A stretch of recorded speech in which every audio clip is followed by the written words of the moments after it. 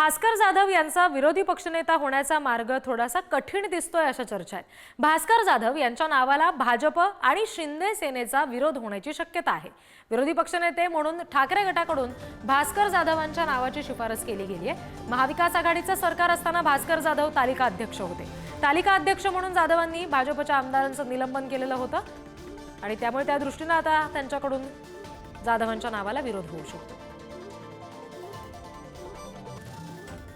आणखी तपशील घेऊया। प्रतिनिधी सुशांत सावंत सध्या आपल्याशी जोडले गेले, त्यांच्याशी याबाबत आपण बोलणार आहोत। सुशांत, काय नेमकी मुळात कारण आहेत अशा पद्धतीने विरोधी पक्षनेतेपदाची निवड लांबणीवर पडण्याची आणि जाधवांच्या नावाला विरोध होण्यामागे काय कारण भाजप आणि शिंदेच्या शिवसेनेचं नाव समोर येत आहे, पण शिवसेनेच्या अंतर्गत गोटात काय चर्चा आहेत?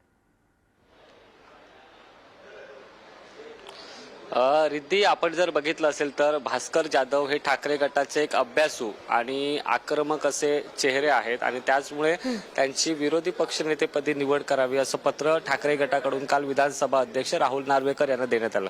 मात्र जी आपल्याला माहिती मिळते त्यानुसार भास्कर जाधव यांच्या नावाला भाजपचा आणि विशेष करून एकनाथ शिंदेच्या शिवसेनेचा विरोध आहे आणि याचमुळे भास्कर जाधव यांना विरोधी पक्ष नेतेपद मिळणं फार कठीण आहे असं म्हटलं जाते। त्याचं मुख्य कारण म्हणजे आपण बघितलं असेल तर राज्यात ज्यावेळी महाविकास आघाडीचं सरकार होतं त्यावेळी भास्कर जाधव हे तालिका अध्यक्ष होतं आणि याच दरम्यान त्यांनी भाजपच्या 12 आमदारांचं निलंबन जे आहे ते केलं होतं आणि त्याचाच राग कुठेतरी भाजपच्या मनात आहे आणि भाजपवर ज्या पद्धतीने भास्कर जाधव यांनी टीका केली होती ती भाजपच्या जिव्हारी लागलेली आहे।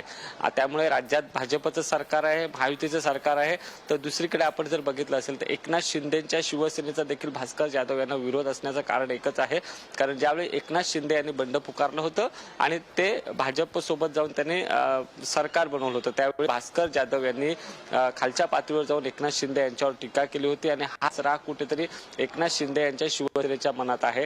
त्यामुळे भास्कर जाधव हे विरोधी पक्षनेते पदी विराजमान होऊ नये याची पुरेपूर खबरदारी जी आहे ती महायुतीतल्या या 2 पक्षाकडून घेतली जाते। आपण जर बघितलं असेल तर विधानसभा अध्यक्ष राहुल नार्वेकरांचा निर्णय आता महत्त्वपूर्ण असणार आहे। त्यांच्या हातात असणार आहे की महाविकास आघाडीला अर्थात ठाकरेंच्या शिवसेनेला विरोधी पक्षनेतेपद द्यायचं की नाही। अर्थातच आता ते संपूर्ण अभ्यास करणार आहेत, इतर राज्यांचा देखील अभ्यास ते करणार आहेत आणि त्यानंतरच निर्णय घेणार। त्यामुळे अगदी त्याच्यामुळे सुशांत, नेमकं पुढे आता काय घडतंय हे पाहणं फार महत्त्वाचं असेल। भास्कर जाधव यांचं नाव आता अधिकृतपणे घोषित होतंय का हे येत्या काळात स्पष्ट होईल। धन्यवाद दिलेल्या माहितीसाठी।